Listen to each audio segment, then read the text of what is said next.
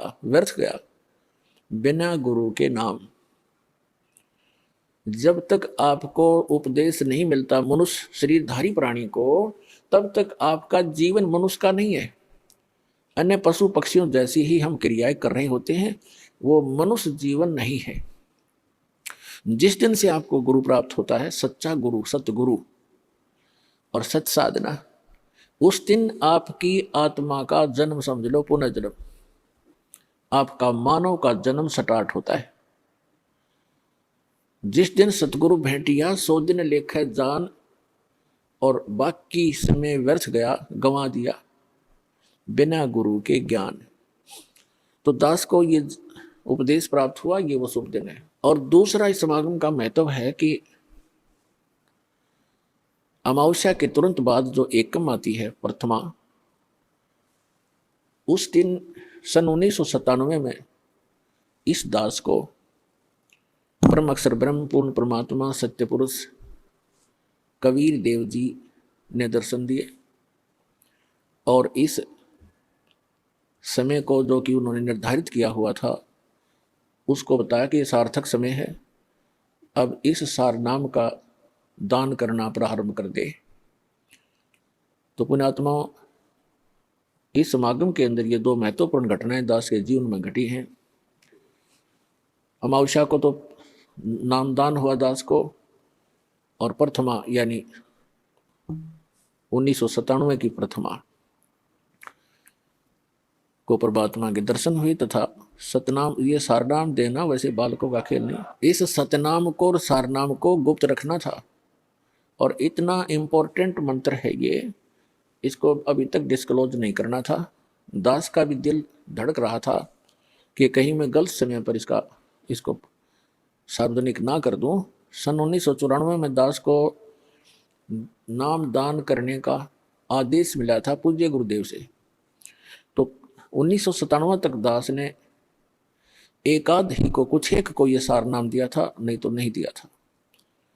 मुझे हिचका हुआ देखकर परमात्मा ने आपको आना पड़ा, क्योंकि वो आपके लिए भटक रहे हैं। हम तो जीव हैं, जीव तो जीव जितनी सोच ही रखता है। तो पुण्यात्माओं, आज तक परमात्मा ने सतनाम और सारनाम की कितने छींट भी नहीं लगने दी किसी व्यक्ति को, इसकी भाप भी नहीं आने दी किसी तक। आदरणीय नानक साहब जी को सतनाम प्राप्त हुआ था, लेकिन उनको सख्त हिदायत दे दी थी कि अभी डिस्क्लोज मत करना, नहीं तो मेरा सारा मिशन खराब हो जाएगा, परमात्मा कबीर जी ने कहा था। ऐसे आदरणीय धर्मदास साहिब जी को परमात्मा मिले थे, सचखंड सतलोक लेकर गए थे, फिर उनको सतनाम और सारनाम प्रदान कर दिया था, प्रथम मंत्र भी दिया था। उनसे भी प्रतिज्ञा करा ली थी कि धर्मदास मेरी लाख दुहाई, ये मूल ज्ञान की तबार ना जाए। फिर कहा कि धर्मदास मेरी लाख दुहाई, ये सार शब्द कहीं बाहर ना जाए। ये मूल ज्ञान और सार शब्द बार जो पढ़ी, ये बिचली पीढ़ी हंस नहीं तरही। आप उस बिचली पीढ़ी में जन्मे हो जिसके लिए परमात्मा इस भक्ति को संभाल के रखे हुए था, और आपके लिए पिटारा खोल दिया, खजाना खोल दिया परमात्मा ने।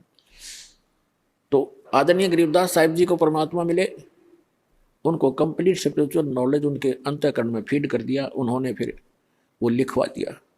लेकिन गरीबदास साहिब जी ने किसी को भी ये मंत्र नहीं दिए, सतनाम और सारनाम, केवल एक संत को दिए थे। उसको ऐसी प्रतिज्ञा कराते रहे कि आगे किसी को बताना नहीं, आप जाप करो। केवल एक भक्त को एक संत को बताना है, उत्तराधिकारी आपका। तो वो परंपरा चलती चलती मेरे पूज्य गुरुदेव जी के पास आई, उनसे आगे इस दास को प्राप्त हुई, जो आज परमात्मा ने इस बीज को बखेर दिया, और पूरे विश्व को ये नाम अब देने का आदेश है। तो पुण्यात्मा, भक्ति करने के लिए हमें सबसे पहले परमात्मा पाने के लिए, आत्म कल्याण कराने के लिए सबसे प्रथम हमारा गुरु होना चाहिए। परमात्मा कहते हैं, गुरु बिन माला फेरते, गुरु बिन देते दान, गुरु बिन दोनों निष्फल हैं, चाहे पूछो वेद पुराण।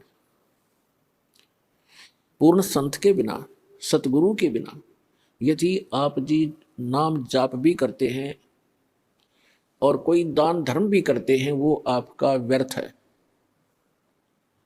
फिर उदाहरण देते हैं कि राम कृष्ण से कौन बड़ो, उन्हों भी गुरु कीन, और तीन लोग के वे धनी, गुरु आगे अधीन। परमात्मा हमें याद दिलाते हैं कि गुरु के बिना यदि कोई साधना करता है वो व्यर्थ है, दान धर्म करता है वो भी व्यर्थ है। फिर उदाहरण देते हैं कि कोई अपने आप में ये समझे कि गुरु की शरण में जाना आवश्यक नहीं है, तो आप जी यानी विशेषकर सनातनी लोग, हिंदू धर्म के व्यक्ति श्री राम और श्री कृष्ण जी को सुप्रीम पावर मानते थे। तो परमात्मा ने उन्हीं का उदाहरण देकर बताया है कि राम कृष्ण से कौन बड़ो, उन्हों भी गुरु कीन, और तीन लोग के वे धनी, गुरु आगे अधीन।